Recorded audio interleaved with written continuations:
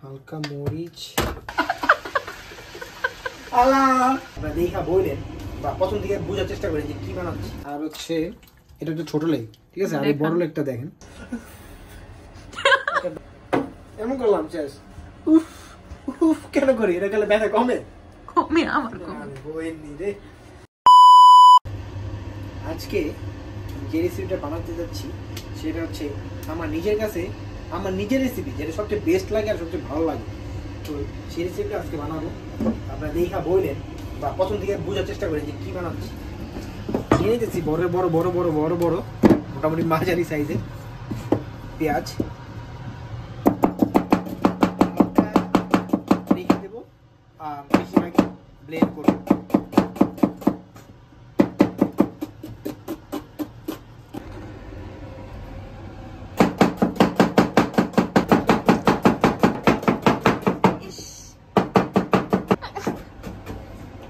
তুমি কি এক্সপেরিমেন্ট করো নাকি? চোখ চোখ জ্বলে।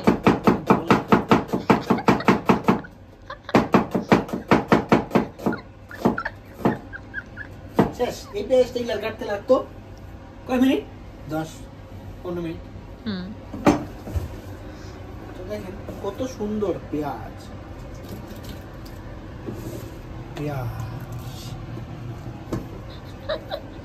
পেঁয়াজ কাটার দিয়ে ভিডিওটা শেষ করে দাও। কি দেখি চোখ জ্বলতেছে কি জানি দিলু পাড়া কেটে দিই। ওকে এবার পাশে রেখে দিই। আর মেন কথা হচ্ছে আপনাদের হচ্ছে আসলে না বেশি দাঁত এনে খেতে নরমাল ভাজি শিখাও। বুঝলাম না, ছোট পেঁয়াজ তো বেশি ঝোড়ো মরিচে ডাল বেশি না। তো যেটা হচ্ছে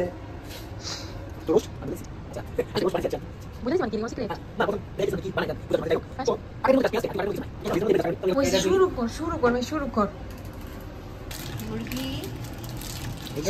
তুমি আজকে ভিডিওতে কি বলছো জানো? Chicken chicken chicken chicken.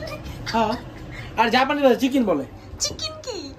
Japanese ভাষাতে চিকেন বলে। এটা মুখ দিয়ে এখন চিকেন চলে আসে। চিকেন চিকেন চিকেন চিকেন ইংরেজিতে বলে হলো চিকেন, বাংলাদেশে বলে মুরগি, কিন্তু জাপানিজ চিকেন না, চিকেন চলে আসে। কিছু করার নাই না।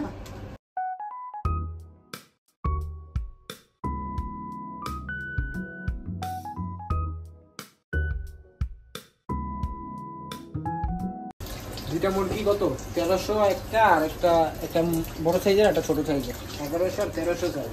আমরা 2 কেজি 2400 গ্রামে দুইটা মুরগি।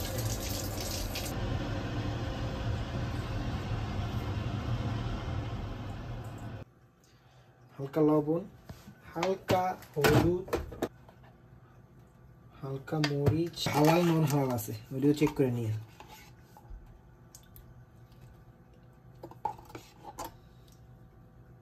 হালকা ইউগ্রেট, যেহেতু আমি জাস্টে ইউজ করবোই জাস্ট ম্যারিনেশনের জন্য, তো আমি ভালো মতো মাখায় রেখে দিব 2-3 ঘন্টা। যত রাখা যাবে ততই বেটার। হাতে কম সময় থাকলে, শর্ট থাকলে আধা ঘন্টা রাখতে পারে, বাট ভাজার আগে। আর আপনার হচ্ছে রোস্টের মধ্যে সবচেয়ে মেন জিনিসটা হচ্ছে 1 ম্যারিনেশন, 2 মশলা ভালো মতো কষানো, 3 হচ্ছে ফ্রাই করা। কারণ অনেক সময় অনেক জায়গায় হয়েছে এই যে এই লেগটা দেখেন আর হচ্ছে এটা হচ্ছে ছোট লেগ, ঠিক আছে? আর এই বড় লেগটা দেখেন, তো এইটা ফ্রাই হয়ে যাবে অনেক তাড়াতাড়ি। তো সেম ফ্রাই যদি এটাও করি, যখন রান্না করবেন বা খাওয়ার সময় যখন খাইতে যাবেন দেখবেন যে ভিতরে রক্ত বের হচ্ছে। তার জন্য একটু মানে ফ্রাইটা সুন্দর মতো করতে, যেন অত ফ্রাই হয়ে মুরগুলা না হয়ে যায়, কিন্তু ভিতরটা রান্না হয়ে যায়, কুক হয়ে যায়, যেন ভিতরের জিনিসটা আমি শেপ না হয়ে যায়। মানে মুরগুলা বলতে ওই যে ফ্রাই হয়ে যায়, চিকেন ফ্রাই যেটা বল, ওরকম যেন না হয়ে যায় আবার। তো আমি এটাকে রাপ করে মানে জাপানি ভাষায় রাপ্পো বলে, তার জন্য সেটা বলছি। আর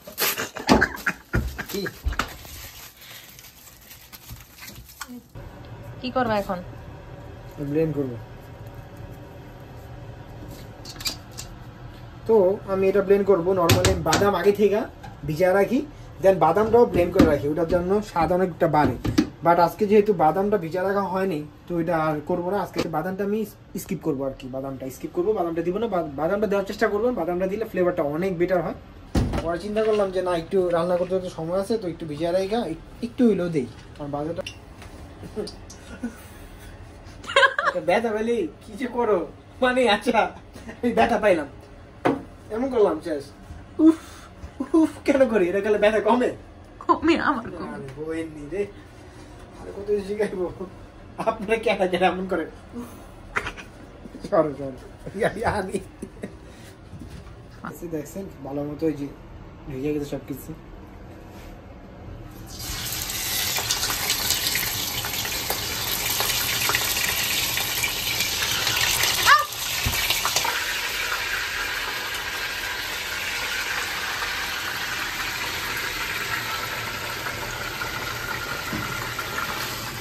কি করছে এখন? এই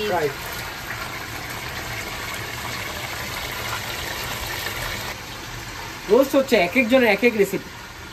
হ্যাঁ, বিভিন্ন রেসিপি, এক এক ধরনের এক এক রেসিপি, এক একজন এক এক ভাবে রান্না করে, এক একজনের ডিপ ফ্রাই করে, এক একজনের মোটামুটি কম তেল ইউজ করে।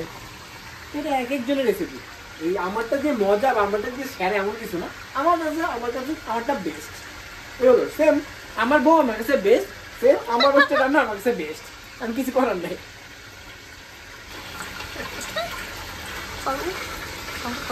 করো হচ্ছে বসুন্ধরা রেডি মিক্স বিরিয়ানি হচ্ছে না?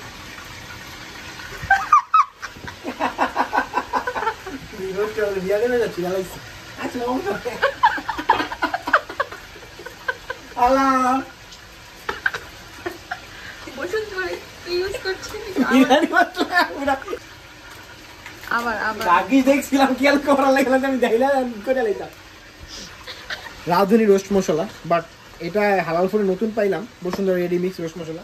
তো এটা দিয়ে নরমালি আমি এটা ইউজ করতাম বাংলাদেশের রাঁধুনি রোস্ট মশলা, বাট হালাল ফুডে নতুন এটা দেখলাম, এটা কালেকশনটা আসছে। তো এটা আজকে ট্রাই করে দেখি স্বাদটা কেমন বসুন্ধরার সাথে। এটা ইউজ করা হয় ডিরেক্ট, আমি একটু আলাদাভাবে করি।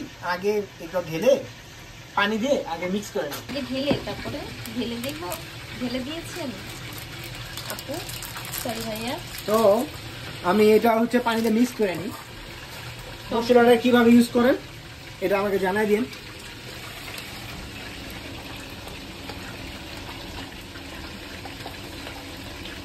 তাহলে কি মশলাটা কষাতে ইজি হয় আর কি, সুন্দর করে কষা দেয়। কষা ভালো মতো কষানোটা হয়, এইটা বল। ভালো মতো কষানোটা হয়, যে রাধে সে চুলো বাঁধে। মোটামুটি অল্প পানি রাখছি, পানি রাখি ভিজানো পানিটা, আর লিকুইড হালকা দুধ ইউজ করি অল্প।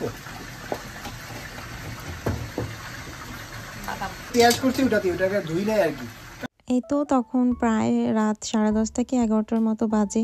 আমি ঘুমিয়ে পড়েছিলাম, সো আমি আর ভিডিও করতে পারিনি। তারপর সে এদিকে একে রান্না করছিল, আর সবকিছু দেওয়ার পর তার মনে হয় যে আচ্ছা এটা তো ভিডিও করা হয়নি, দেন এতটুকুই ভিডিও করে রেখেছিল দেখলাম। তো এখানে ও কি ইউজ করেছে সেটা নিয়ে ইনশাআল্লাহ আমি আরেকটা ভিডিওতে সবকিছু ডিটেলসে বলে দিব, কারণ ওর এই রোস্ট রান্না করাটা আসলে অনেক বেশি মজার হয়। ছেলে মানুষ তো কিভাবে রেসিপি ভিডিও মেক করতে হয় প্রপার ভাবে জানে না, তো তার জন্য সে কোনো ক্লিপ রাখিনি। বাকি আছে লিকুইড দুধ, ইয়োগার্ট আর মুরগি।